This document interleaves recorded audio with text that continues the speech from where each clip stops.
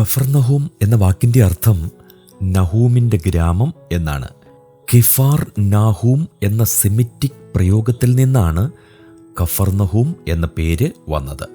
കർത്താവായ യേശുക്രിസ്തുവിൻ്റെ ശുശ്രൂഷയിൽ വളരെ പ്രാധാന്യമർഹിച്ച ഒരു പട്ടണമായിരുന്നു ഇത്.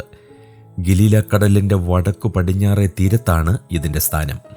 BC 1-ാം നൂറ്റാണ്ട് മുതൽ AD 7-ാം നൂറ്റാണ്ട് വരെ നിരന്തരം ആൾപ്പാർപ്പുണ്ടായിരുന്ന ഒരു പ്രദേശമാണിത്. കഫർനഹൂമിൻ്റെ സ്ഥാനനിർണയത്തിനാവശ്യമായ വസ്തുതകൾ സുവിശേഷങ്ങളിൽ തന്നെ നമുക്ക് ലഭ്യമാണ്.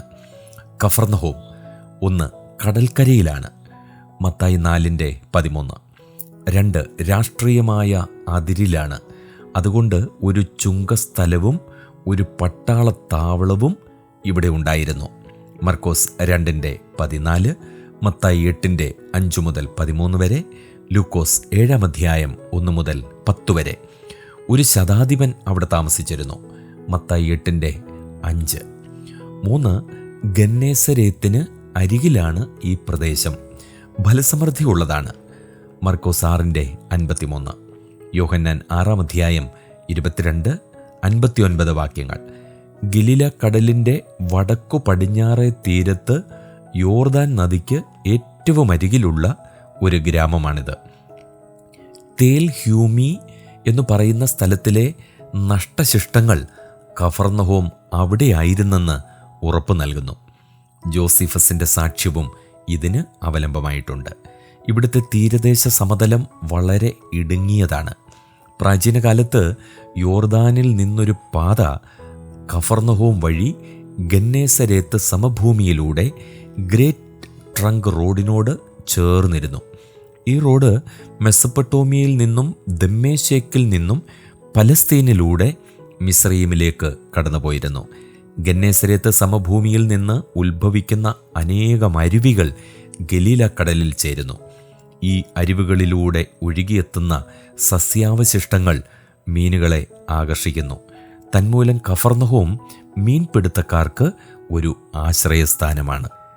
ഗന്നേസരേത്തിന് മുഴുവൻ ജലം പ്രദാനം ചെയ്ത ജലസമൃദ്ധമായ ഒരു ഉറവിനടുത്തായിരുന്നു കഫർനഹൂം. ആ ഉറവയുടെ പേര് ഗ്രീക്കിൽ ഹെപ്റ്റാ പെഗോൻ എന്നാണ്. 7 ഉറവകളുടെ സ്ഥാനം എന്നാണ് അതിൻ്റെ അർത്ഥം. ഏതാണ്ട് AD 383 ഇഗേറിയായും AD 530 തിയോഡോഷ്യസും ഇതിനെക്കുറിച്ച് പറഞ്ഞിട്ടുണ്ട്. തിയോഡോഷ്യസ് ഈ സ്ഥലത്തെക്കുറിച്ച് വ്യക്തമായ വിവരണം നൽകി. അതനുസരിച്ച് തബ്ഗയ്ക്ക് 3.5 കിലോമീറ്റർ വടക്കാണ് കഫർനഹൂം. 7 ഉറവകൾ ജലസമൃദ്ധിയെയാണ് കാണിക്കുന്നത്. റബ്ബിമാരുടെയും പിതാക്കന്മാരുടെയും കീഴിൽ യഹൂദ സമൂഹങ്ങൾ കഫർനഹൂമിൽ വളർന്നു വന്നു. കോൺസ്റ്റന്റൈൻ ചക്രവർത്തിയുടെ മാനസാന്തരം വരെ ഇത് തുടർന്നുകൊണ്ടേയിരുന്നു. ഏതാണ്ട് AD 335 ജോസഫ് എന്ന യഹൂദ ക്രിസ്ത്യാനി തങ്ങൾ പാർക്കുന്ന ഇടങ്ങളിൽ നിന്നും വിജാതീയരെ ഒഴിച്ചു നിർത്തുന്ന യഹൂദന്മാരാണ് തിബരിയാസിലും സെഫോറിസിലും നസറേത്തിലും കഫർനഹൂമിലും മുഴുവൻ വസിക്കുന്നതെന്ന് ചക്രവർത്തിയെ അറിയിച്ചു. ഇവിടെ സഭകൾ പണി കഴിപ്പിക്കുവാനുള്ള അനുവാദം ജോസഫ് ചക്രവർത്തിയിൽ നിന്നും നേടി. AD 5-ാം നൂറ്റാണ്ടുവരെ പുറജാതി ക്രിസ്ത്യാനികൾ ഈ യഹൂദ്യ പ്രദേശത്ത് ഉറച്ചില്ല. കാനാവിലെ കല്യാണത്തിൽ ആദ്യത്തെ അടയാളം പ്രവർത്തിച്ച ശേഷം യേശുക്രിസ്തു അമ്മയും സഹോദരന്മാരും ശിഷ്യന്മാരുമൊപ്പം കഫർനഹൂമിലേക്ക് പോയി. ചില നാളുകൾ അവിടെ താമസിച്ചതിന് ശേഷം പെസഹ ആചരിക്കുന്നതിന് യെരുശലേമിലേക്ക് പോയി. യോഹന്നാന്റെ സുവിശേഷം 2-ാം അധ്യായം 12-13 വാക്യങ്ങൾ. വീണ്ടും യേശുക്രിസ്തു ഗലീലയിലെ കാനാവിൽ വന്നു. അവിടെ കഫർനഹൂമിലെ രാജഭൃത്യൻ്റെ മകനെ സൗഖ്യമാക്കി. യോഹന്നാൻ 4-ാം അധ്യായം 46 മുതൽ 54 വരെ. ഈ വാർത്ത എല്ലായിടവും പരന്നു. തന്മൂലം യേശു കാനാവിൽ നിന്നും സ്വദേശമായ നസറേത്തിലേക്ക് പോയപ്പോൾ കഫർനഹൂമിൽ ഉണ്ടായി കേട്ടത് എല്ലാം ഈ നിന്റെ പിതൃനഗരത്തിലും ചെയ്യുക എന്നും നിങ്ങൾ എന്നോട് പറയും നിശ്ചയം. ലൂക്കോസ് 4:23. അങ്ങനെയാണ് യേശുക്രിസ്തു അവരോട് പറഞ്ഞത്. തന്നെ കൊല്ലാൻ ശ്രമിക്കുക നിമിത്തം യേശു നസറേത്ത് വിട്ടു. യെശയ്യാ പ്രവചനം നിറവേറുമാറ് സബൂലൂൻ്റെയും നഫ്താലിയുടെയും അതിരുകളിൽ കടൽക്കരയിലുള്ള കഫർനഹൂമിൽ ചെന്ന് പാർത്തു. യെശയ്യാ പ്രവചനം 9:1-2, മത്തായി സുവിശേഷം 4-ാം അധ്യായം 13 മുതൽ 16 വരെ, ലൂക്കോസ് 4 അധ്യായം 28 മുതൽ 31 വരെ. മിക്കവാറും കഫർന്നഹൂമിന് തെക്കു പടിഞ്ഞാറുള്ള ഗന്നേസരേത്ത് സമഭൂമിയിൽ വെച്ചായിരിക്കണം പത്രോസിനെയും അന്ത്രയോസിനെയും യേശുക്രിസ്തു കണ്ടതും തന്നെ അനുഗമിപ്പാൻ വിളിച്ചതും. തുടർന്ന് യേശുക്രിസ്തു ഇവിടെയുള്ള പള്ളിയിൽ പ്രസംഗിക്കുകയും രോഗികളെ സൗഖ്യമാക്കുകയും ചെയ്തു വന്നു.